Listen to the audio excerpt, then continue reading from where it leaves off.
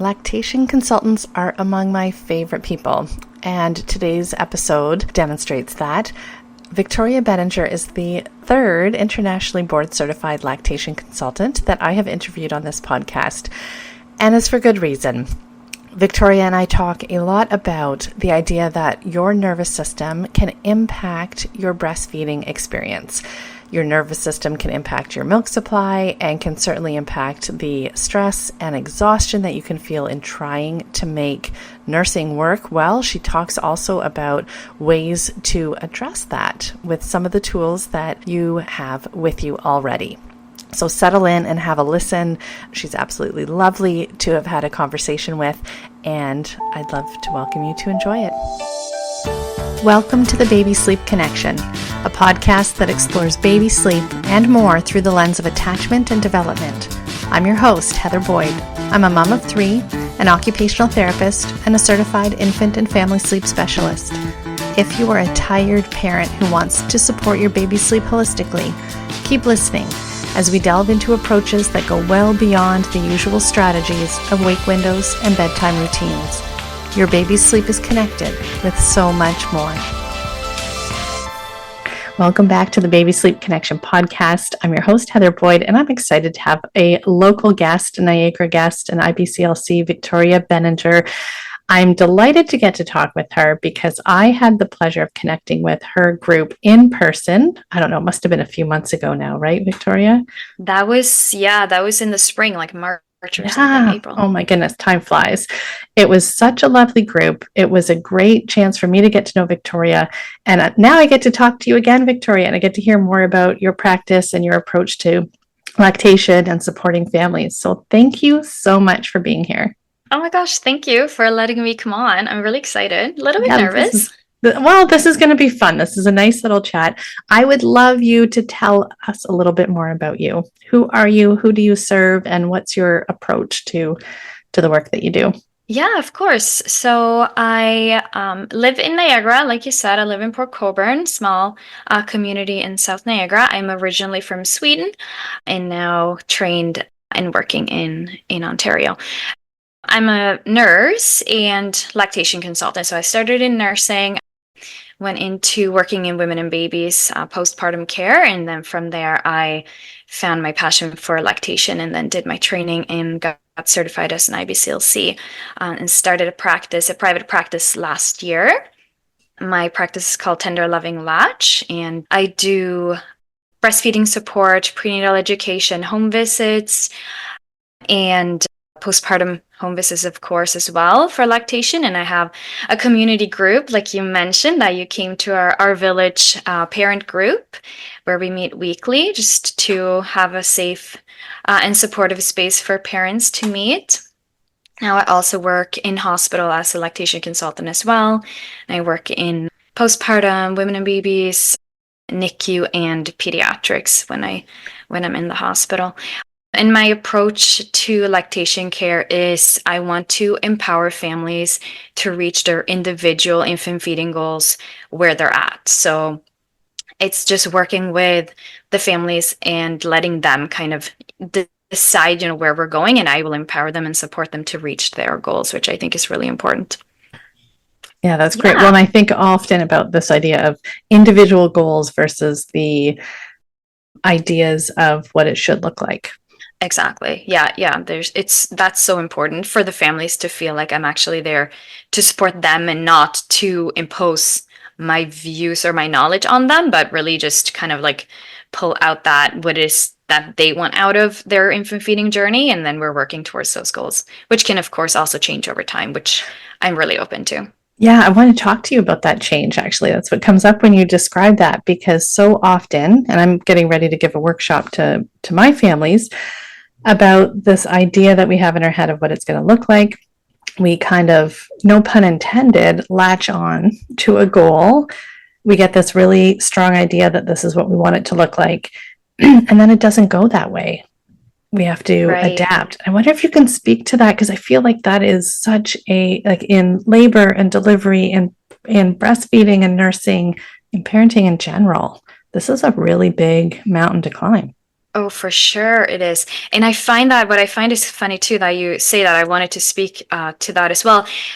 A lot of times families prepare so much for their pregnancy or endure their pregnancy and for their birth, and they're so prepared and they have a birth plan and they're all ready, and they haven't really put any thought into the lactation journey, and what that's going to look like or how that even works, right? So, and they're thinking, and I know some providers too say, oh, well, breastfeeding is so natural that will just happen for you. So you just go ahead and, get through the birth and then you can deal with lactation and breastfeeding afterwards.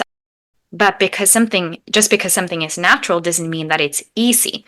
And that's what I find kind of throws people off. And they're in a bit of a shock when they realize that it wasn't maybe as easy as they thought it was going to be. And then they're dealing with a lot of stress and they're frustrated and they're doubting themselves and they're doubting their goals maybe that they set. And they're like, well, I wanted to exclusively breastfeed and everyone said it was so natural and so easy. And now I have all these difficult issues and I don't know how to deal with them. And then they kind of spiral out of control and stress takes Yeah. over. Well, stress takes over, and then you have the answers on Google as you try to sort through what you need. Right. And I don't know about well, I do know a lot about the typical family that reaches out for support. There's something that pushes them to actually make the brave decision. It does take some courage to say, I need help. But until then, you're looking on Google trying to get answers to a very specific set of circumstances, your own unique family.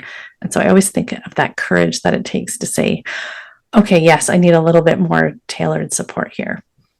For sure. What I find funny sometimes is that I wake up in the morning and I have emails that came in overnight, and it's very often the partner that's emailing and saying, oh, we need a support, or like, we need support. How fast can you get here? Because they've been struggling all night and they've been trying all sorts of things, and they're just coming to the realization, like, we can't do this by ourselves. We need someone to support us through this. That's So, interesting that it's the partner, yeah, because when you're in it, right? Like you right. sometimes can't see that you are totally lost and that life raft sent out to you to pull you out. Exactly. Yeah.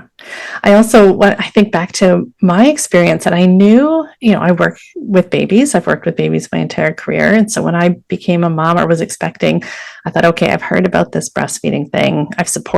This was before they had lactation consultants even in the NICU, or at least in level 2 nursery. So OTs were doing it.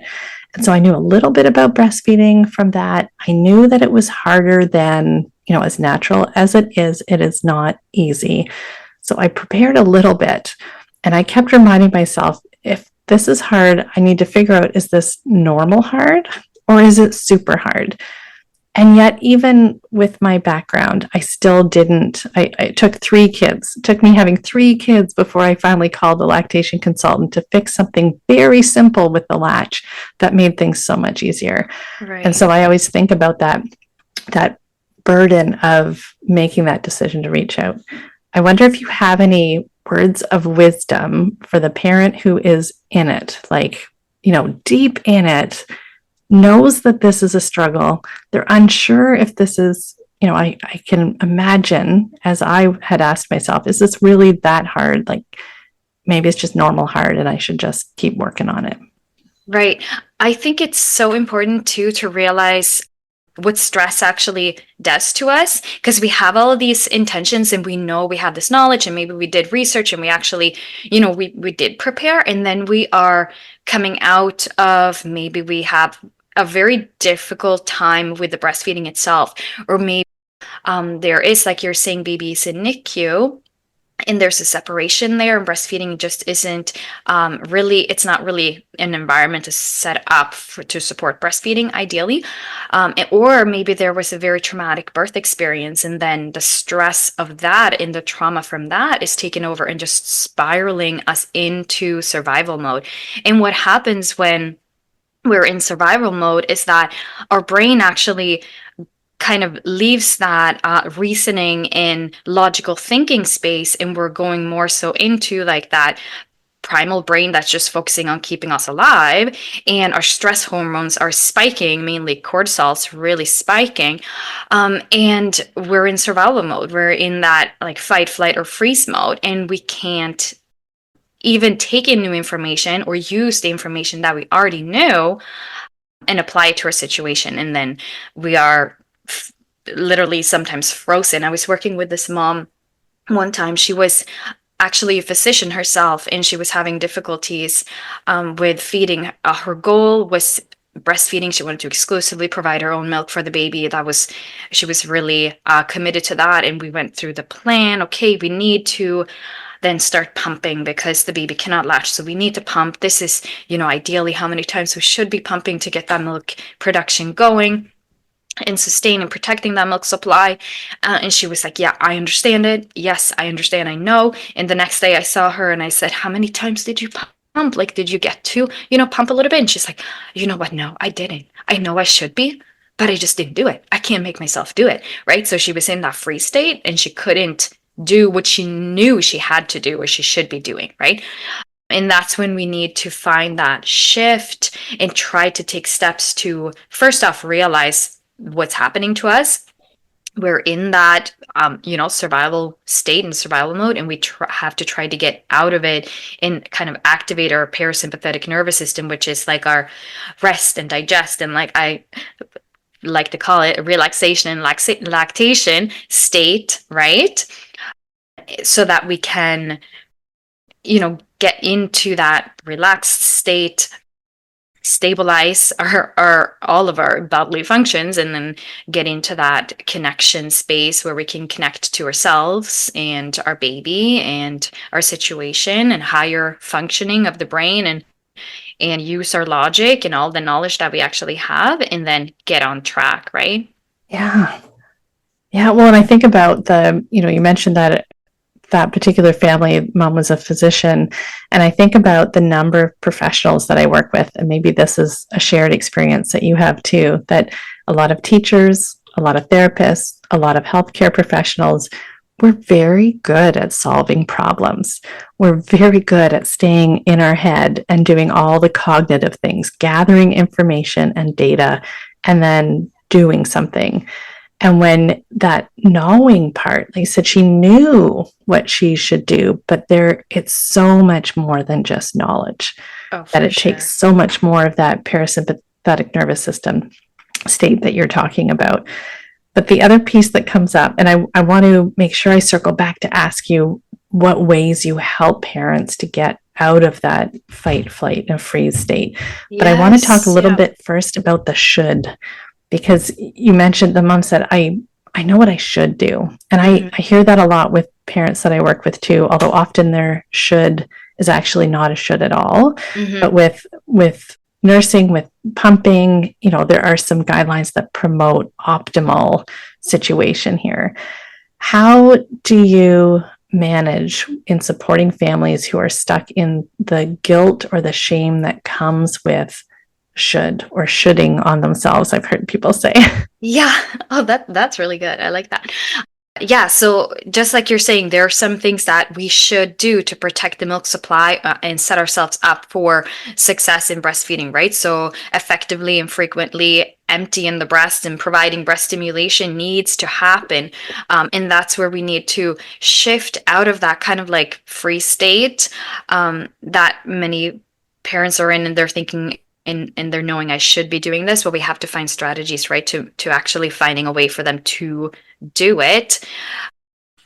And then I want to use some mindfulness strategies for sure, right? So we can actually use mindfulness in a way that will bring us out of that survival mode and into relaxation, connection, and then bonus as well, we're getting the oxytocin release, right, which is so needed for that connection with our baby and our family as a unit, and for the milk to actually flow, right? So when we're super stressed, we're actually blocking that oxytocin that's going to release the milk and bring the milk down. So we need to find some strategies to do that. And the very best way to do it is to use your breath. So it's so simple, but it sounds so simple, but it can be so hard to remember. But the breath is actually the only thing that we can actually control in our nervous system, the parasympathetic nervous system.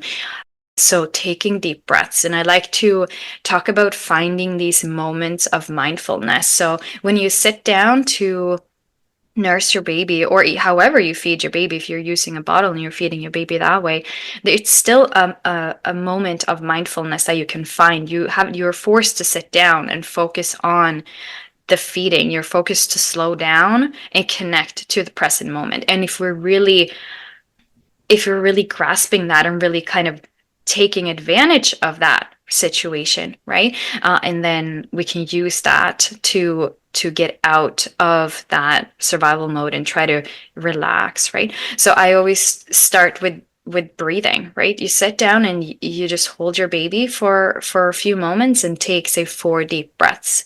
And in that, you're really focusing on those breaths. You're feeling how your lungs are expanding, and how when you exhale, you're relaxing. You relax your jaw, you relax your shoulders. And it's fascinating how much that does. It's such a simple tool, but it does so much for your nervous system. So that's kind of my first go-to, right? The breathing. I love it. And the breath comes up so much in the work that I do too, because again, I think about that pull into our heads and out of our bodies. And yet nursing involves getting in, and mindfulness in general involves getting into your body. And if we're always forward looking at the problem to solve, or the to-do list we have, or the bottles we need to wash, or the next meal we need to prepare, we're not even in our bodies at all to even remember that we're breathing. Like, thank goodness that it happens automatically, or we wouldn't do it. But Right. to be, right? Like, thank goodness. And yet, if we're mindful of it, the breath itself changes entirely. Like, you talk about that really deep does. breath, instead of it being shallow in the chest, be going right into the Exactly. belly.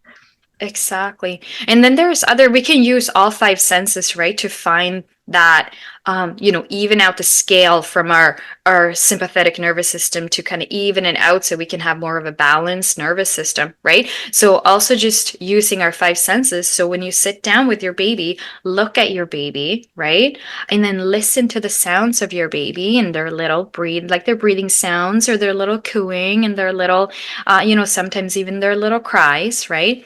Smell your baby, smell their hair and their skin, and touch them. So skin to skin, hugely important, right? Not just in that first golden hour that, that's something that a lot of people have prepared themselves for. I want the golden hour. I'm like, that golden hour, it needs to extend for like the first few weeks or even months. Like, just get skin to skin with your baby and feel their skin on your skin, right?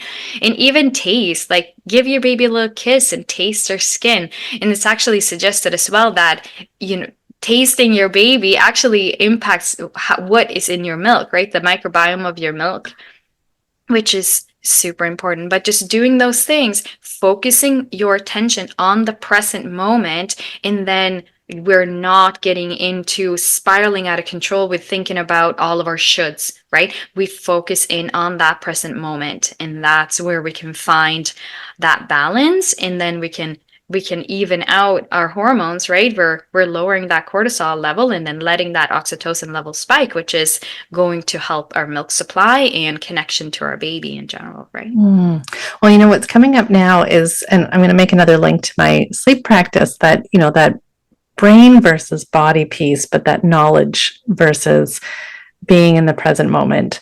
And I think as you're talking, I'm thinking about the idea that when we're feeding our babies, it's one of the few times when all that multitasking that we tend to do, it does slow down, because you can't, there are some pretty incredible things I've been able to do while nursing my babies when they were little, but it wasn't that wasn't the go-to. And I have to fit in this story that I heard of a friend of mine who was like flipping burgers and had a cover over her baby while nursing, and then her toddler took off down the street, and she went from burger flipping to running with a nursing baby with the cover flapping out as she ran down her street. And the neighbor was just like, I've never seen this before.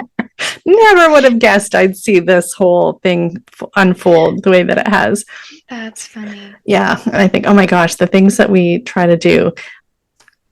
Can I talk about maybe what I find with social media? And Yes, please.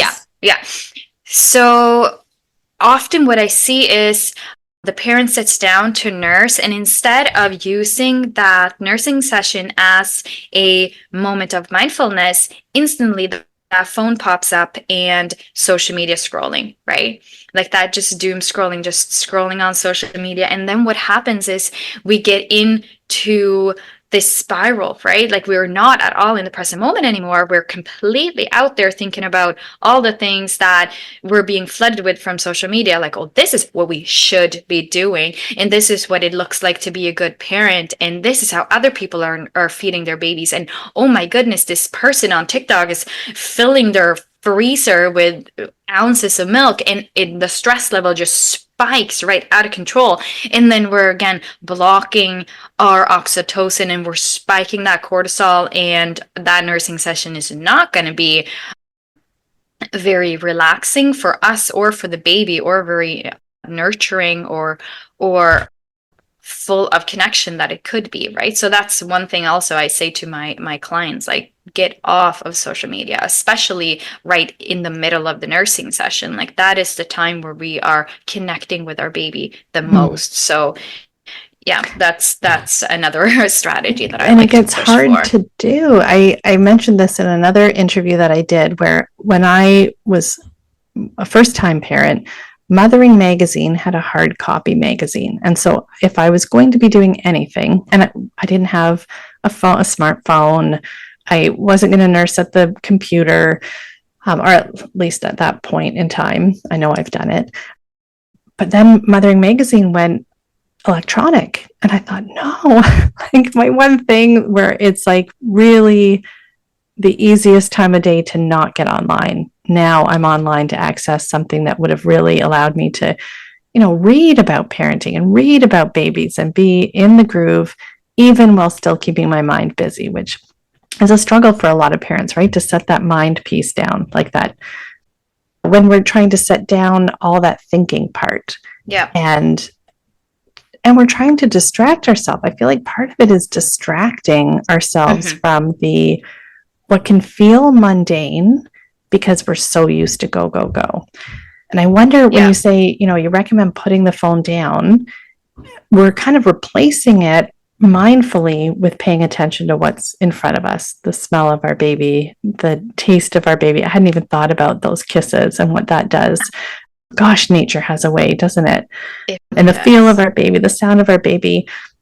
How do you have any other ways that help flip that? Because when we put the phone down, we feel like we're losing out on something that keeps us busy and occupied. Right. I think it's a good idea to get into these mindfulness practices before we have the baby, right? Because we've already said, like, learning a new skill is really hard when you're already high stress level. So learning these and thinking about these mindfulness strategies before we even have the baby, and maybe getting into a little bit of a mindfulness practice maybe during pregnancy, is going to help immensely, because then we are kind of ready and we already have a practice that we can just pick up right away when we're in the nursing sessions. But also, I mean, the phone and tech can be helpful as well, because maybe you can listen to a guided meditation while you're nursing. Maybe you can use your phone to put on some relaxing music, right? So it's not like we shouldn't use the phone at all, but we can definitely kind of give the phone a different job than just showing us a ton of input, right? Like we need less input and we just need more relaxation. I love that. That reminds me of a parent that I worked with around sleep, where she knew her baby needed support to fall asleep, but it was killing her to stay in the room as long as she was. Like, it was just, she would just get really frustrated and anxious about getting out of the room. So she started listening to a podcast of, I don't know whether it was true crime or a romance novel or something just delicious for her to listen to. And then she was relaxed. And because she was relaxed, her baby could fall asleep easier, because she was putting her attention on something that was enjoyable to her, not raising her anxiety. Although, mind you, true crime would raise my anxiety. Yeah, I know everyone has their different things. Everyone has their thing. Yeah. But yeah, using it and finding a way, and then we're mindfully paying attention to what actually works for us, right? Instead of using it as a coping mechanism that maybe we have before. We're stressed out. Oh, I'll just grab my phone and I'll kind of get out of thinking about what's right in front of me, but now we actually want to pay attention to what is right in front of you. But you can use tools that's going to support that, just like you're saying, right? Well, I think about even just my own phone use since COVID, it exploded. So I can only imagine parents that became parents during COVID and beyond. Yeah. I even think this is unrelated to sleep or nursing, but my workouts in my gym, if I stop and look at my phone and I think I'll just check this one message, I'm in that gym forever because I'm not actually working out. I'm like distracted and not even present. Absolutely. It does take up a lot. I hate when my phone gives me like, this is your screen time. I'm like, stop it. Don't. But then also I'm like, okay, I need to know this so I can reel it in a little bit, right? Yeah. Again, that mindfulness, mindful, intentional use. Yeah, exactly. And I like to kind of just also talk about where mindfulness comes from, because it's not just like this. I mean, right now there is this trend on social media, of course, so demure, so mindful, which is, like mindfulness is not a trend. Mindfulness, it stems back from like ancient Buddhist practice, right? And it means keeping in mind or being aware. And then it was brought into Western culture, became popularized a few decades ago. But yeah, definitely really being in the moment and paying attention. And I can read you what Berkeley University, kind of how they defined mindfulness. So mindfulness means maintaining a moment by moment awareness of our thoughts, feelings, bodily sensations, and surrounding environment through a gentle and nurturing lens. And I feel like that's really important, because we can be criticizing ourselves and we can be hyper focusing on something that's happening in the present moment, but we're not seeing it through a gentle and nurturing lens. And then it actually just increases our stress level. For example, with pumping parents, and I see this a lot with my NICU parents, right, that I work with, that they do a lot of pumping if baby's not able to latch at the breast yet, and they're hyper focusing on that output in the pump, and they're sitting there staring at those bottles to see how much milk is coming out, how much milk am I making right now, and how fast is it, and is my letdown happening? And all they're doing is spiking their cortisol, and they're blocking that oxytocin that's going to give them the letdown, right? So we need to look at things in a very like through that gentle and nurturing lens, right? So one trick for that is like covering up those bottles so that we're not actually seeing what is coming out, and then instead of hyper focusing on the output, we can focus on what's right in front of us. For example, the baby, or if you're not with the baby at the moment, you can even use pictures or videos of your baby, and you can trigger your relaxation response with just looking at pictures or listening to a recording of your baby, which I find is like really cool as well. I love that. Yeah, and those parents that are going through that NICU experience, it's stressful just at the in general. Yeah. And then to be again so hyper focused, as we tend to have been conditioned to do, on the outcome, like the goal. Exactly. The goal is to pump X number of ounces. So if I just think harder, or like we're used to the heavy lifting part of work, like just work harder, buckle down. Exactly. And it's the exact opposite. Exact opposite. I wonder, Victoria, if you can speak to this idea of this mentality we have around the fixing part, that if we just focus on the problem and we focus on what we need to do to fix, how challenging is it in your experience for the families to switch from that work hard mentality and fix it versus the, where we're used to A leading to B, right? We make an effort and we see an outcome, right? We can do the hard work. Whereas mindfulness, the outcome isn't always right away. Like it's not immediate. It takes a little bit of faith. Can you speak to the challenge of, or maybe the strategies that support moving away from fix it, do it, work harder, to that mindfulness and trusting that putting your attention elsewhere, either in your body or on your baby, does actually get you there in the end? Exactly. I feel like, yeah, we want a quick fix, right? We kind of always, when we're used to that, we're like you're saying, like we know that A leads to B in a quick fix, but it's kind of interesting with mindfulness, like we can see that like kind of quick fix, like even just focusing on the breath, and we realize that focusing on the breath or even just like switching our perception, it shifts our nervous system really quickly, but we do have to do that consistently throughout the day to actually see like result in the big picture. But what I find that to help those parents that maybe want to see like a big change really quickly, breaking it down and seeing like, but actually if you look at you doing the mindfulness practice, it actually did give you a better nursing session, or like your baby is gaining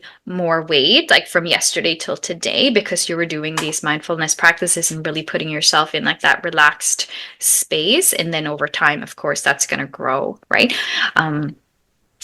But one story that I wanted to share as well that I found really inspiring, it's actually my own mom's story about when she was with myself. I was her first baby, and she had a really, really hard time nursing, and it was like over 30 years ago. So obviously she did not get the support that she needed, and she wasn't really set up for success. But then a couple of years later, she had my brother, and she was so stressed over her milk output and was he gaining weight? Oh my gosh, she probably isn't nursing him well enough. He's probably not thriving.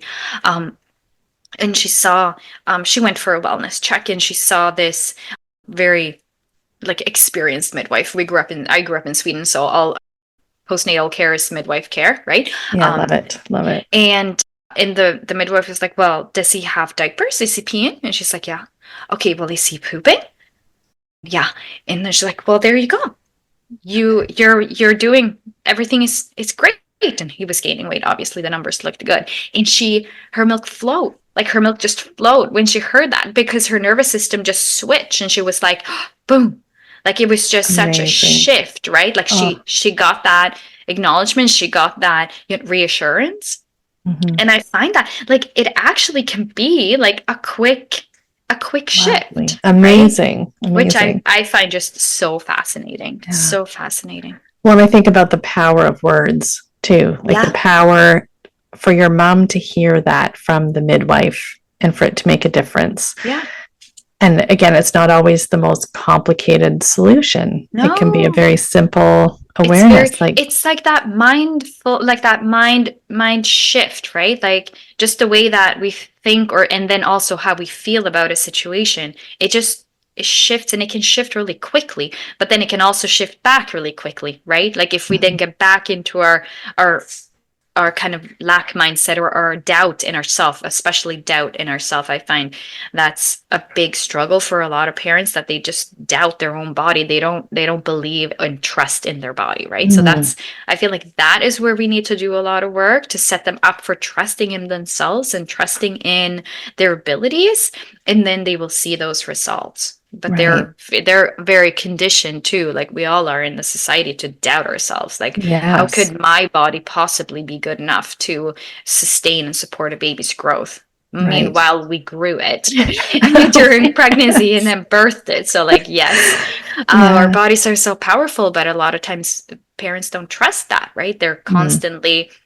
Especially like you're saying, we're talking about, often we support teachers and healthcare professionals and like academics in general that are very knowledgeable, but they don't trust their body. They're often looking for evidence outside of themselves, right? Mm-hmm. Whereas with parenting in general, like we kind of have to start trusting in ourselves, in our own abilities, in our own bodies. But that's really hard. That's a big shift. Yes, a big shift in parenting in general. And I think it's a shift that we keep on working on through parenting. I often find myself telling parents, what you're doing right now, like the work that you're doing to reframe how you're approaching this, is going to pay off when your kid is a teenager and a young adult. Like this is more than solely about sleep, or in your case, more than solely about feeding your baby.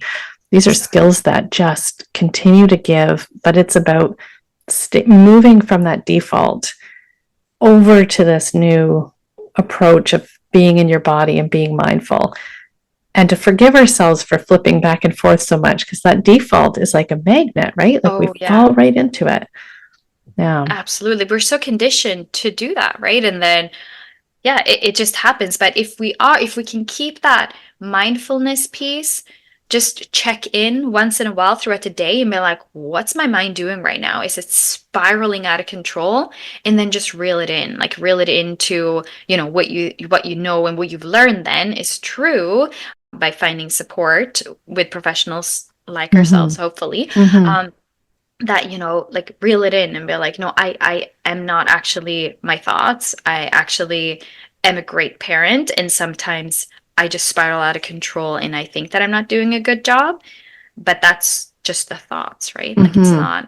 That's the it's not thinking brain the again. true what's Yeah. actually happening. Well, there was something you said earlier, Victoria, about, ideally, if we knew about mindfulness and the ability to be present, how much support it was going to give us as parents, we would practice it before we became parents.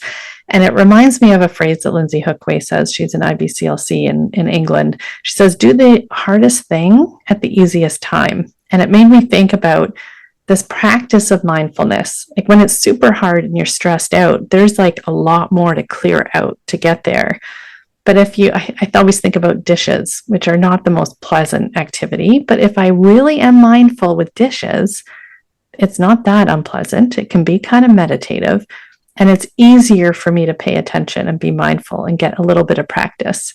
The feel of the water and the suds, the smell of the soap, the feel of the pan as I'm scraping it.